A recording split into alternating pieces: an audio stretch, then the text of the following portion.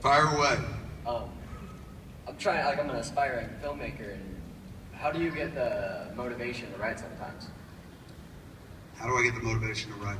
I don't know, every once in a while you just remember, like, oh my Lord, this is the closest I'll ever come to playing God. Because you sit there with something blank, a page, your laptop, whatever, and you just start filling it with words and what people would say. And you just slowly build this universe and build this reality. And then the fun is, can you finish it? And then the fun of that is like, can you turn it into a movie? What will it sound like if people say it? So for me, it's kind of the thrill. And when I'm writing something, when I'm into it, like I get up every morning with the real purpose of like, oh, I can't wait to get back to it because it's so fucking satisfying. So I've never had the problem of getting started. Whether it's good or not, you know, fucking who knows. But like getting started's never been a problem for me. Maybe, if anything, just try the joy of creation. Just like, holy shit, man. Like the fact that you're... What is it? I already smoked weed. There's that as well. But the joy of creation more is just the idea that you're like, that you have the thought at all, that you're like, I want to do something. That already separates you from most people, because most people are content to be the audience. But you had a moment where you're just like, I want to tell the story. So you're on your path, man. And the easiest thing in the world to do at this point is to suddenly be like, it's too hard. Or because it doesn't happen easily, you just kind of give it up and shit. You're so close, right? Like they say the journey of a million miles begins with a fucking single step, right? And the single step sometimes is just that. Like, how do I fucking write? What makes me motivated? What makes me want to write? What makes me do it stuff? I don't know what the answer is, like what's gonna make you write or whatever. Force yourself though. Sometimes you've got to push yourself for the first step. This is taken with a grain of salt. It's coming from a guy who never takes the first step on a treadmill, which would, you know, have lasting effects and shit. But taking that first fucking step is the hardest thing in the world. I know it. But when it comes to writing, man, that's a beautiful, easy step. It's one of those things you just gotta let yourself fall off the cliff. There's no wrong, right? It's like you can't fuck up. Nobody's gonna see it if you don't show it to them. And even if you show it to them, there still is no wrong. It's your self-expression. And the more you do it, the better you get at it, the easier it does come. So force yourself, man. Sit down every day and just be like, I'm gonna take a half an hour. Half an hour that I would use to jerk off today, I'm gonna use to write. And if I write in that half hour, I get to jerk off twice today. Make a game of it, inspire yourself. That's the one question, what's the other? Have you ever smoked a bowl with a fan, and if not, would you? Have I ever smoked a bowl with a fan? No, I'm a joint man, but I have smoked joints with the fans every once in a while. Not now, we're talking. Fair enough. But maybe later on and stuff. I'm that guy, absolutely. Thank you. Hi, Kevin. Hi. I just want to say my boyfriend doesn't swear at all. I enjoy swearing, but you are far beyond any language that I would ever use. But yet, this year we discovered Hollywood Babylon, and we just love the two of you guys on that show. Thank you. I have some of these for you I gave to Ralph yesterday, but generally my question is, well, let me finish that first. Again, you amaze me how literate you are, and you hide it with your profanity. And in the midst of... You know why? Literate dudes never get laid, man. That's not true. Actually, you know why I do it? It's because of George Carlin. When I was a kid, I sat down and I loved George Carlin's his entire body of work. But when I remember, there's a moment that all really crystallized for me because I was sitting there going, oh my God, I want to be that guy one day. Something like him, because it was a moment that unified my household. And I watched Carlin at Carnegie on HBO. It was the first time that it had ever aired at that point. And my father would buy me George Carlin albums at work. There was a guy that would sell records out of the back of his car and shit. My father worked the night shift at the post office. He was the guy who would steal your money out of your Christmas cards and shit like that. Actually, he didn't do that. He was the guy that canceled stamps, which was even worse. It was really soul-killing work and shit. So at lunchtime, some guy would sell records out the back of his car. And my dad would bring me comedy records. And so he gave me my first few George Carlin albums. He was like, don't tell your mother. Because my mom's like really Catholic and shit. And George, you know, was Catholic at one point. So I'm listening to these records and I love them to death. And my father one day tells me, he's like, George Carlin's going to be on HBO. They're going to put one of his shows on HBO and stuff. I was like, get out of here. He goes, yeah, we'll watch it. And I said, great. So we all gathered together in the living room. It was me and my mother and my father to watch Carlin at Carnegie. And if you've never seen Carlin and Carnegie, it's a brilliant piece of stand-up, but it opens with George Carlin coming out and going, have you ever noticed that the people who are against abortion are people you wouldn't want to fuck in the first place? And the house goes up and everyone's laughing, and I'm laughing, and my father's laughing, and my mother is not laughing at all. She's just sitting there shaking her head, you know, and she looks at my father, and she's just like, what are you talking? You told me this guy was Catholic, you know. And my father was like, was Catholic. You know, and she's like, are you kidding me? Watching this with him here, he's going to ask all sorts of questions now. And my dad was like, no, he won't. And I turned to my mom, I was like, Mom, what's abortion? You know. And she was like, see? And she got up and she left the living room, went to the kitchen and whatnot. My dad didn't care. He was like, forget it, let's keep watching. And so we kept watching Carlin, man, and like loved it and had a great time. Carlin eventually gets to the bit about the Rice Krispies. You know, he wasn't always kind of in your face. Sometimes he just did observational stuff. So he gets to the bit about the Rice Krispies and Tippy the farting dog. And at that point, my mother came back into the room, sat down and was loving it and stuff. And I couldn't believe it because his harsh language had sent her out of the room, but appealed to my father, the intellectualism as well as the vulgarity.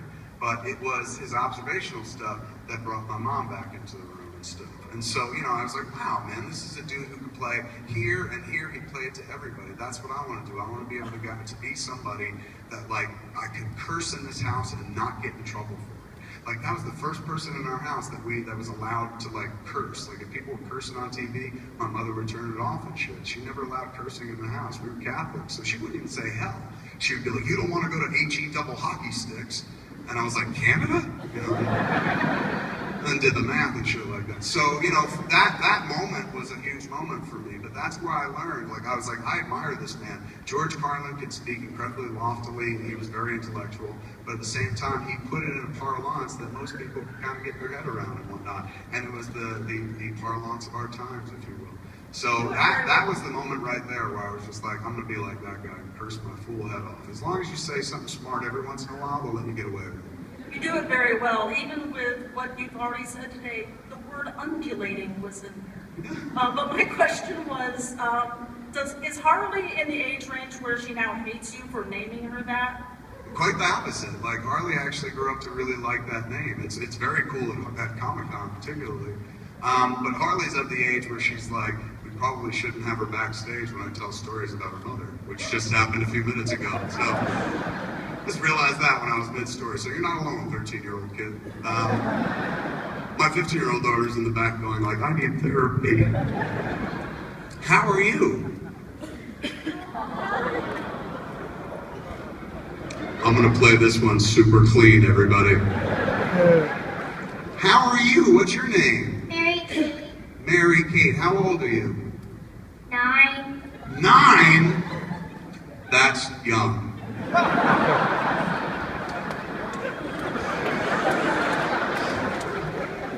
So difficult. How have you been enjoying Comic-Con?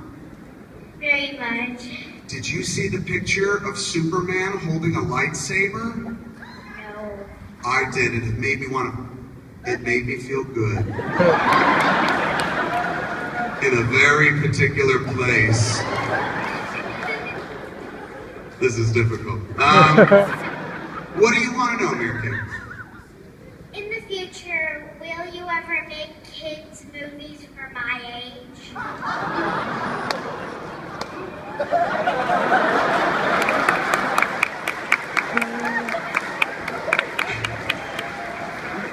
That's the equivalent of having the kid come up and be like, please stop cursing, Mr. Smith. You know what? I don't know if I'll be able to hit the 9-year-old set, so to speak, but I am making a movie that is a girl movie. That's where we start very, very soon. I'm making this movie called Yoga Hosers. And it's the two heroes of it are 15-year-old girls. It's been difficult for me to write that because I am not a 15-year-old girl. But my whole life having a daughter, man, it was really difficult to find shit to watch with her. Everything was about some boy who does something special and becomes a hero, or some man who does something special and becomes a hero and stuff. And every once in a while, they'd throw you, hey, there's Princess Leia, you know, or Black Widow, but, you know, there's just one. There's a sea of fucking dudes that do heroic things. Sorry.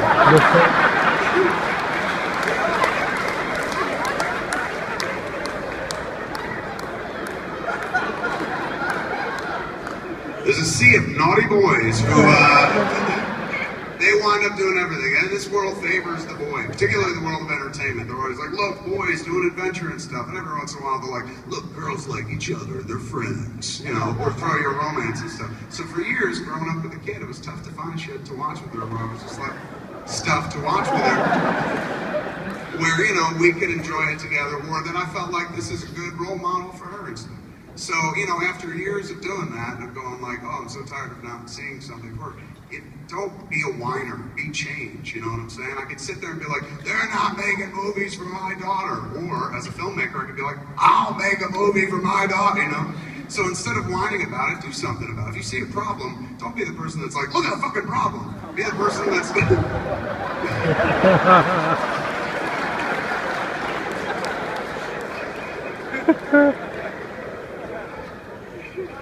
Don't be the person that's like, look at that dirty problem. Be the person that's just like, I'm gonna help fix the problem or change the problem. I'm gonna not F it up.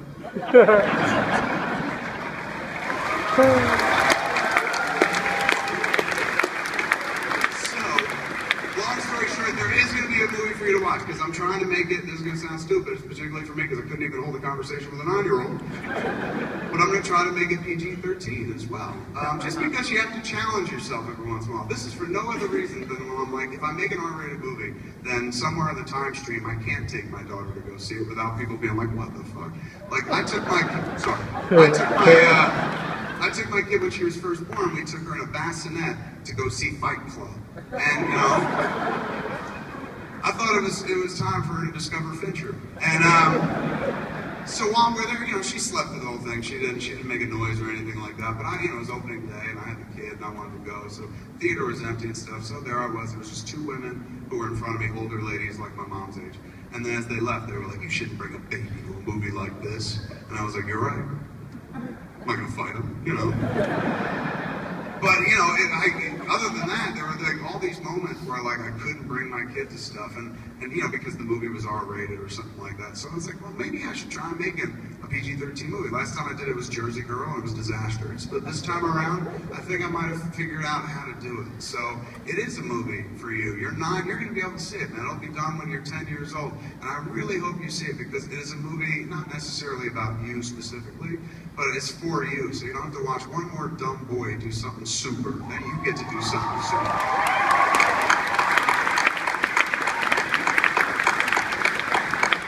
I guess I didn't explain because they're kind of heroic in the movie. These 2 girls go on this adventure and fight supernatural powers. I'm in this like very, very specific horror mode right now, Mary Kate, where still talking to a 9-year-old. Where like I'm into making these weird little horror movies. Like Tusk is the first in what's becoming a trilogy of horror movies, the True North trilogy. There's Tusk, the next one is Yoga Hosers, and both of them share in common rubber makeup, prosthetics, like monsters and shit like that. So the 2 girls in Yoga Hosers fight supernatural powers. I'm not gonna tell you what it is, but they'll probably run me out of the country for it, but it's really, really fun. And hopefully we can skate in with a PG-13. And then the last movie in the horror cycle is called Moose Jaws. And that's just Jaws with a moose.